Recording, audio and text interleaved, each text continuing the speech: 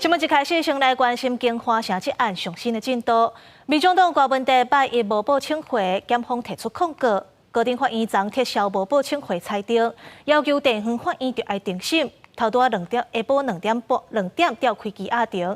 另外，针对大选计小的证据，木科公司较大农业未申请停业，市议员简书培就批评郭文德讲一套做一套。主席会担心被羁押吗？还是会选择拒保吗？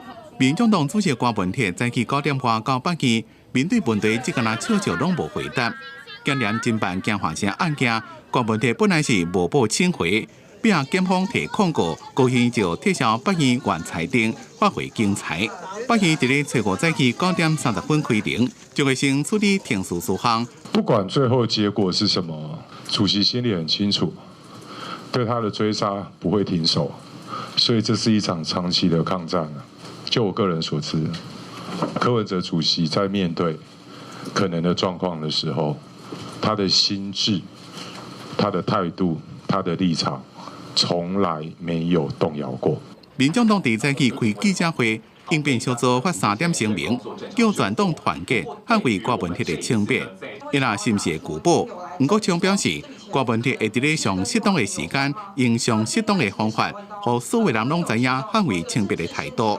伊若郭文铁的支持者也成功申请到爱国西路的1月游行路权，再度集结声援，警方出动400位警力来维安。但是，民进党台北市议员简书培阁再表示讲，木科公司8月12日讲要停业清算，延过到即马拢也未申请。一直到昨天，木可公司都没有跟商业处来进行停业、歇业或清算的任何的工作。为什么柯文哲说一套做一套哦？难道是这么舍不得木可公司吗？台北市商业处证实，一直到9月初4为止，也无收到木科公关公司申请停业、休业或者是其他变更登记的记录。民众党是回应讲，木科是私人公司，乃来问民众党。记者综合报道。